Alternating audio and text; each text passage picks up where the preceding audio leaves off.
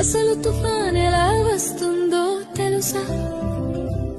సముద్రం మొదట ప్రశాంతంగా ఉంటుంది, అలలు మెల్లగా తాకుతూ ఉంటాయి.